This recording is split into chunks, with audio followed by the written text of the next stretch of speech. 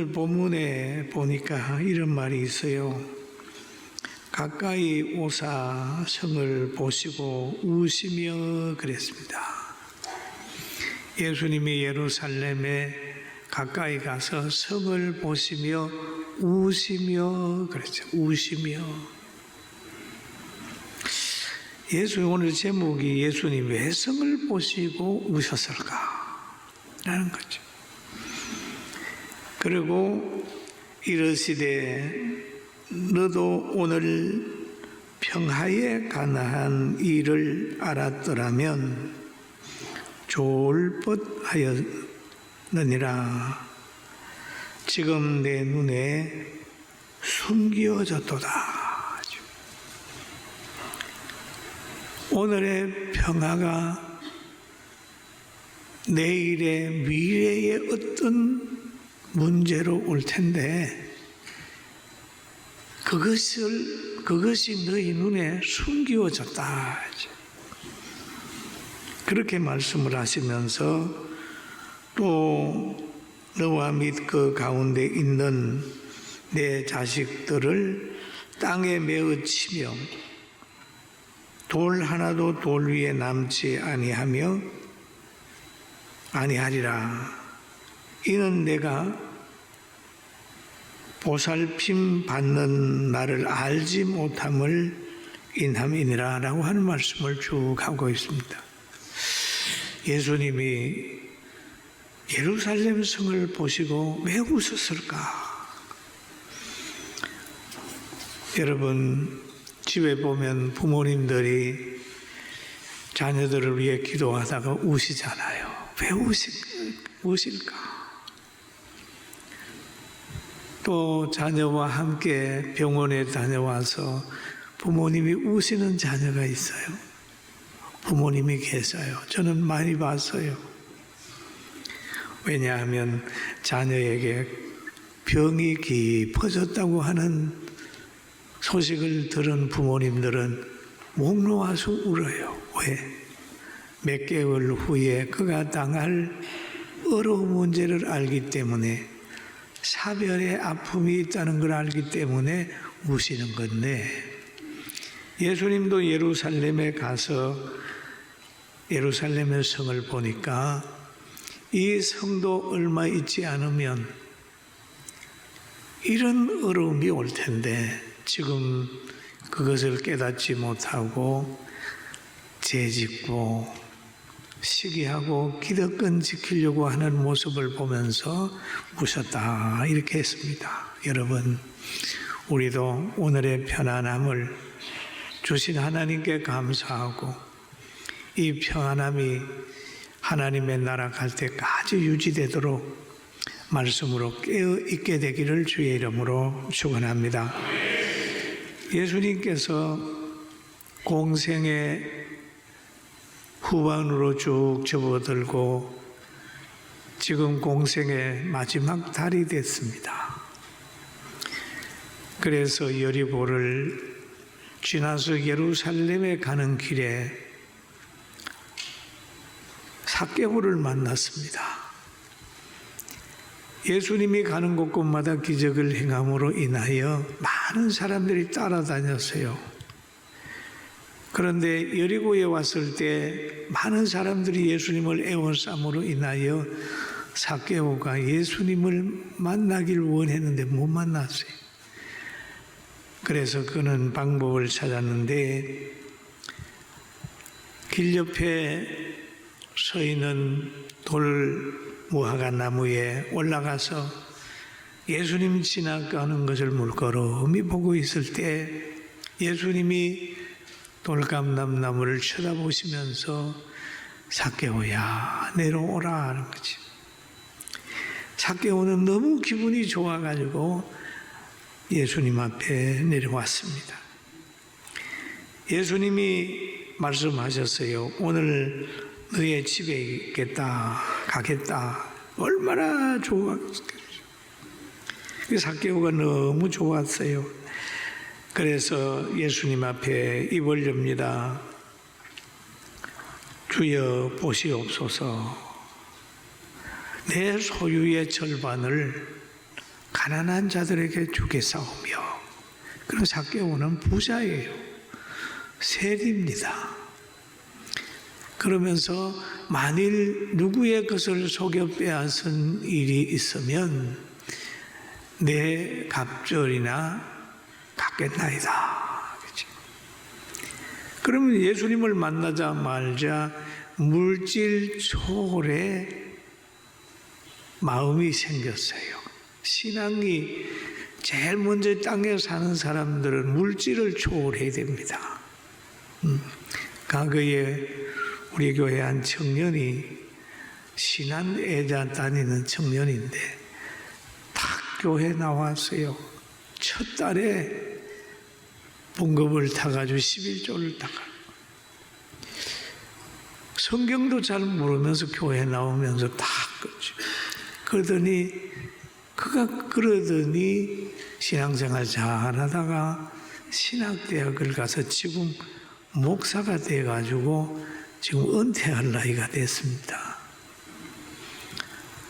내가 경험하기를 저희 어머니가 전도를 받아가지고 이제 갔어요. 목사님 어머니가 전도를 했는데 전도 가는 날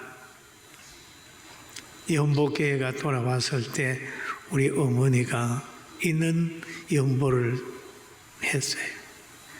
그 권사님 보기에는 큰일 났어요. 왜? 제일 처음에 전도했는데 그 연세 드신 분한테 연보가 하니까 갖다 줬다. 그러니 마치고 나서 괜찮냐고, 물질의 시험 안 듣느냐고 근심을 했어요. 내가 하나님의 교회 와서 내가 감동되고 한 거라고. 그날 결정한 후에 계속 신앙생활 잘하고 새벽기도 하시다가 결국 권사님이 되셨습니다. 근데 오늘 이 삭개오를 보면은 그가 부자인데 딱 예수님 만나고 나서 내가 재산의 절반을 드리겠습니다. 남에게 속여 뺏은 것이 있으면 4배나 갚겠습니다. 라는 얘기를 하고 있어요.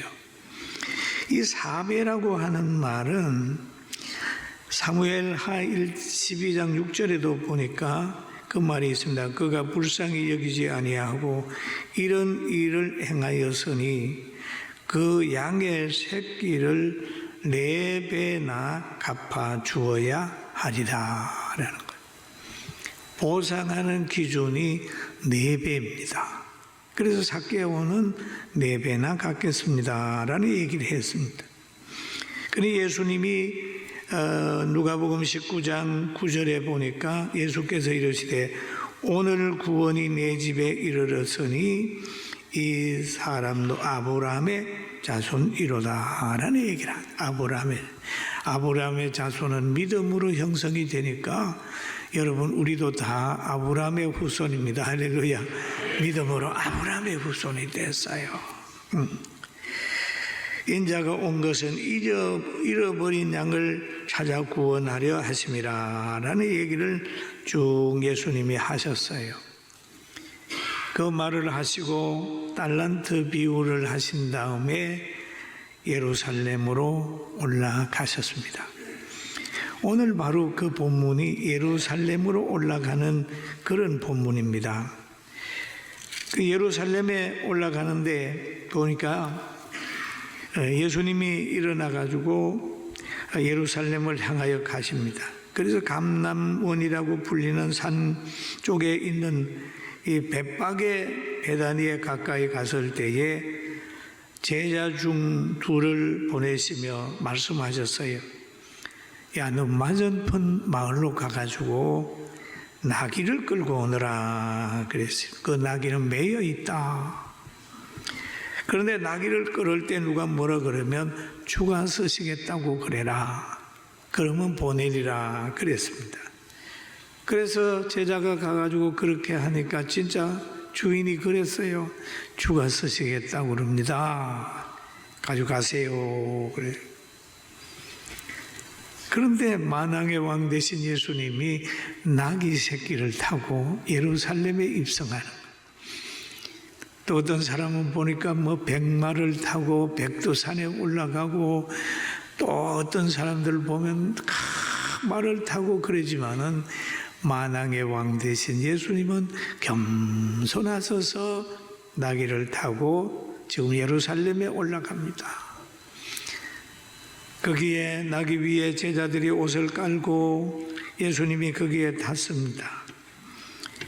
그러니까 나귀가 예루살렘으로 향하여 갈 때에 이제 거기에 있는 많은 사람들이 찬송을 하기를 시작을 했어요.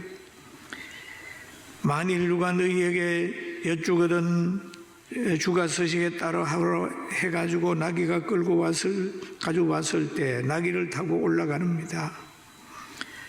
감람원이라고 하는 산 내리막길 가까이 왔을 때에 제자의 온 무리가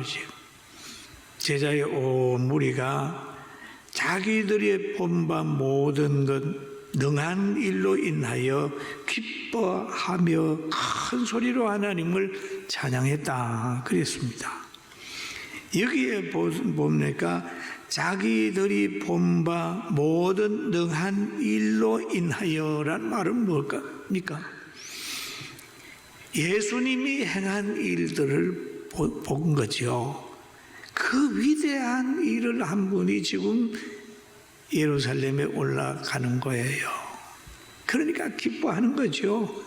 우리도 보면은 뭐 대단한 사람을 만나면 동네 사람들이 모여서 박수를 하잖아요. 야 하잖아요.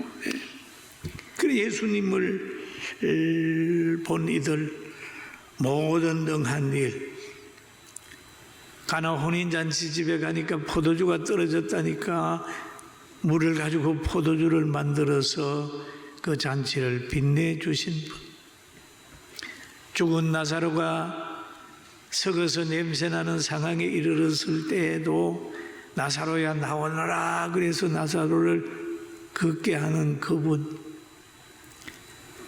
그 가부의 아들이 장례를 치르러 갈 때 딱 마주서서 있다가 그 아들을 살려내서 그 집으로 돌려보낸 그 위대한 분, 군대 막이 들려 있는 그 사람을 온전케 회복된 그분,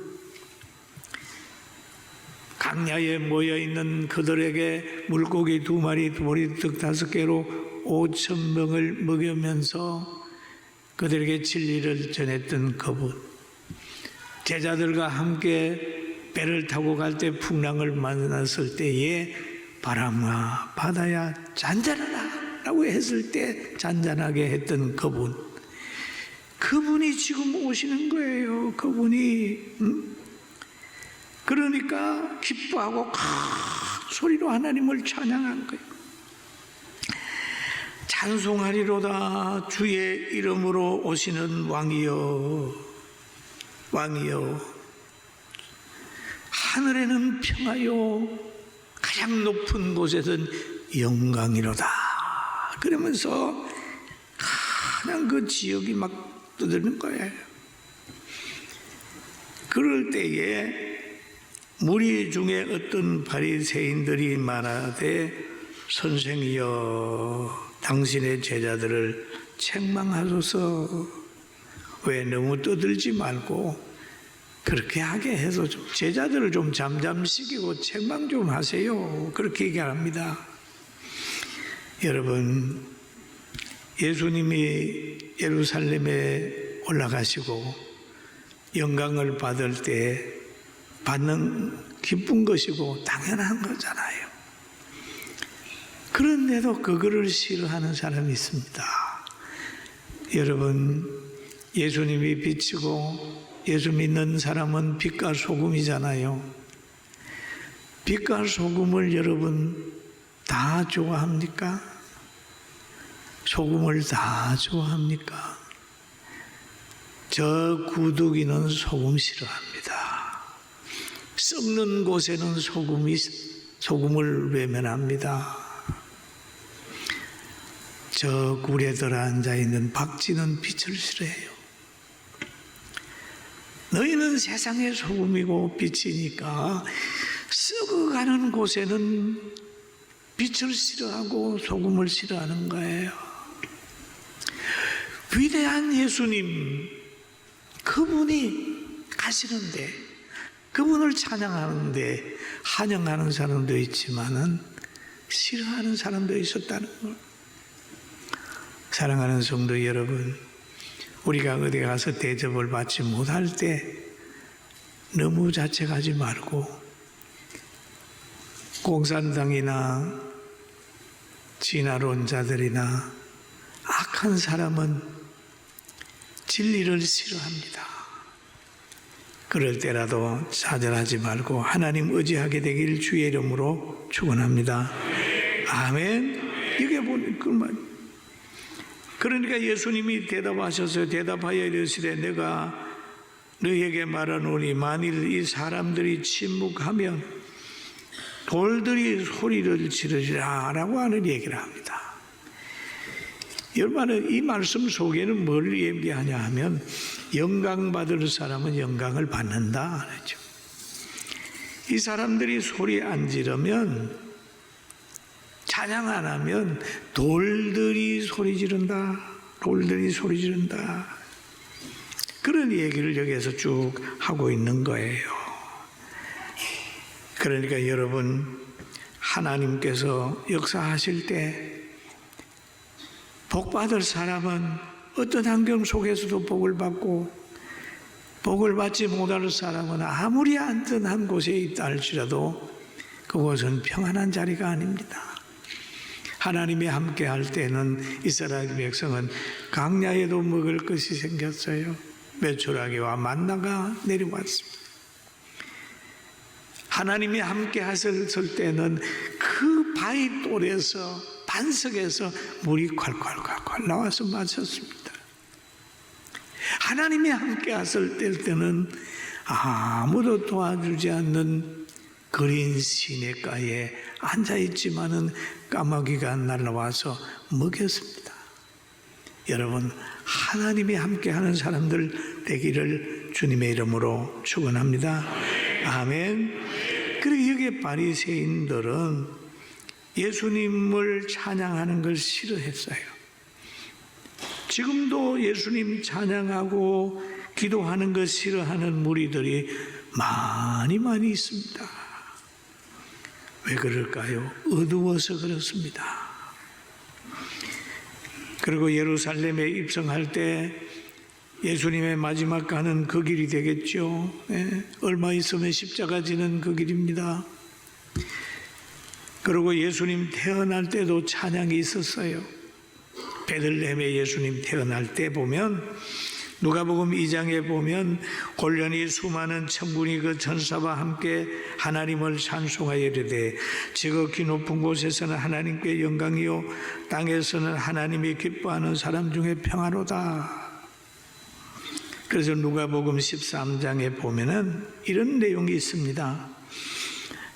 오늘과 내일 모레 내가 갈 길을 가야 하리니 선지자가 예루살렘 밖에서 죽는 일이 없느니라. 여러분, 예루살렘은 축복의 장소인데 이 축복의 장소가 늘 하나님을 대적하는 운동하는 거예요. 그런데 하나님을 대적하고 심지어는 하나님의 아들 예수 그리스도도 이 예루살렘에서 죽는 겁니다. 그럼에도 예수님은 자기를 죽이려고 하는, 죽이는 그 예루살렘 장소를 피하지 않고 하나님의 뜻이 예루살렘에서 영혼 구원하는 거기 때문에 올라가는 예수님이었습니다. 사명의 길은 그런 겁니다. 사명의 길은 육체가 원하고 원해서 가는 게 아니라 하나님의 뜻이 우선하는. 여러분, 우리는 이 땅에 살면서 때로는 사람에게 밟힐 때가 있지 않습니까? 왜 밟힙니까? 하나님이 알려주더라고요. 소금이 맛을 잃으면 밟힌다. 그죠? 그리스도인들이 그리스도인답지 않으면 밟힌다 하는 거죠.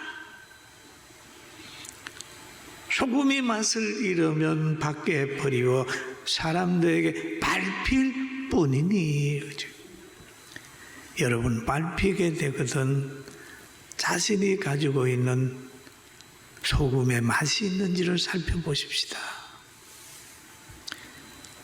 또 성경이 그럽니다. 너희가 등불을 켜서 등불이 있으면 등경 위에 두나니, 그런 말이에요. 등경 위에 두나니 이름으로 집안 모든 사람에게 비추느니라. 그 위치는 위에 등경 위입니다. 말할 수 있는 위치, 본을 보일 수 있는 위치에 올려놔요. 그러나 불이 꺼져버리면 등경 밑으로 내려옵니다. 아무도 봐주지 않습니다. 여러분, 인기가 떨어졌습니까? 외롭습니까? 불이 있냐를 한번 찾아보십시오. 소돔과 고모라에 보면은 아브라함의 배후에 기도가 있고 롯이 있었습니다. 천사가 그럽니다. 하나님의 사람이, 롯아, 너 빨리 소돔 고모라에서 벗어나야 되지. 빨리 나와야 되지. 천사로 인하여 그 성에 나와야 된다는 것을 알고 있는 거예요. 미래가 내일 아침에 일어날 것을 알게 되는 거예요. 마음에 열려 있었습니다. 그럴 때 사위에게 가가지고 그럽니다. 여보게, 내일 여기에 큰 재앙이 있어. 나가세. 그럴 때 뭐라 그러냐 하면은, 성경에 그렇게 했으면 롯이 나가서 그 딸들과 결혼할 사위들에게 말하여 이르되, 여호와께서 이 성을 멸하실 터이니 너희는 일어나 이곳에서 떠나라 하되 그 사위들은 농담으로 여겼더라. 여러분, 우리가 설교를 듣든지 성경을 읽다가 보면 소설로 읽든지 농담으로 듣든지 하게 되면 소돔 고모라의 결말을 체험하게 되는 거죠. 우리는 믿음 가지고 예수 잘 믿고 천국 저 황금성으로 열심히 가는, 검은 머리 하얗게 바래도록 장수하고 거기로 달려가는 복받은 여러분 우리 모두가 되길 주의 이름으로 축원합니다. 오늘은 3.1 운동 107주년입니다. 1885년도에 복음이 우리나라에 들어와 가지고 이하 학당 여러 가지 기독교 기관을 세워서 교육을 시켰어요. 그럴 때 그 교육을 받은 사람들이 나라 사랑이라고 하는 그런 마음이 생겼습니다. 유관순이라고 하는 사람도 한 18살쯤 됐겠죠. 그 이하 학당에서 공부한 사람이에요.